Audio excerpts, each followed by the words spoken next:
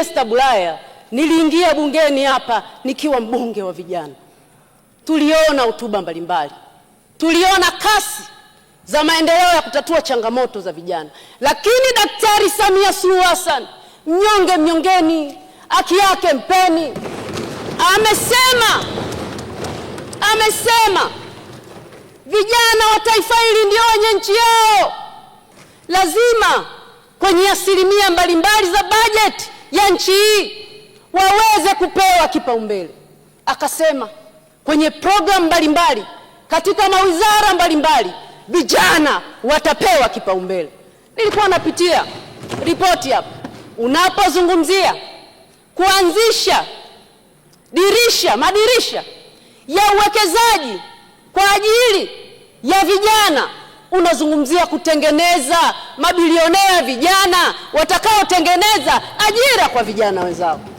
Unapozungumzia kutenga bilioni 200 kwa ajili ya vijana wajasiriamali, unazungumza hawa machinga wanaofanya biashara ndogo ndogo na wenyewe waweze kusimama kiuchumi. Nani kama Daktari Samia Suluhu Hassan?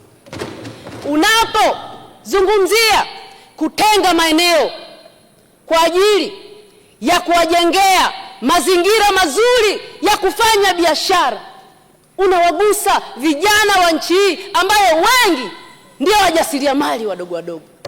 Lakini mheshimiwa, leo katika historia ya nchi yetu, kwenye hotuba hii Mheshimiwa Rais amesema anaenda kuanzisha campus za vyuo vikuu kwenye kila mkoa.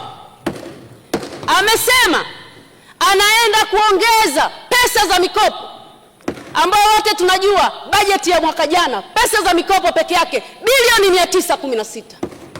Haya yote yanawahusu vijana wa nchi hii. Lakini Daktari Samia Suluhu Hassan amesema anaenda kuendeleza program ya kujenga VETA kila wilaya. VETA zinawahusu vijana. Vijana ndio watakao kuwa wajenzi wa nchi hii, na tumeona nchi zote zilizofanikiwa kiuchumi kwa kujenga viwanda vilienda kuwekeza kwenye vyuo vya kati, ambao unaenda kuwatengeneza mafundi mbalimbali, watasambazwa kwenye viwanda mbalimbali kuijenga nchi yao. Hiyo yote unazungumzia vijana wa nchi hii. Lakini unapoweka mkakati wa kuhakikisha tunaendeleza economic zone kwa kujenga viwanda kutokana na malighafi zinazopatikana kwenye mikoa husika, wanufaika ni vijana wa taifa hili.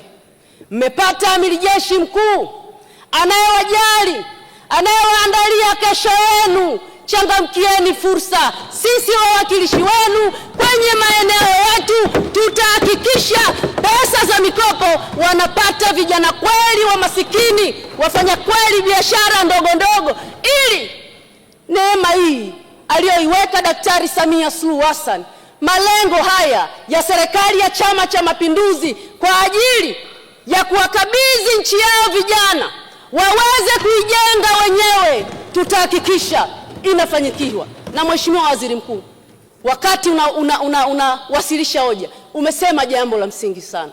Serikali ambayo wewe ni kiongozi humu bungeni, watendaji wazembe, watendaji waliozoea kufanya kazi kwa mazoea, sisi kwenye maeneo yetu tutakusaidia, kwa sababu kumlea mtendaji mzembe ni kuipinga ilani ya Chama cha Mapinduzi isitekeleze kwenye maeneo yetu, ambayo msimamizi wake ni Daktari Samia Suluhu Hassan, mwenyekiti wetu aliyowaaminiwa na Watanzania kuwaletea maendeleo. Sisi tutaisimamia kwa sababu tunajua ana dhamira, amejipanga si tu kuleta maendeleo, kuacha tabasamu kwa Watanzania.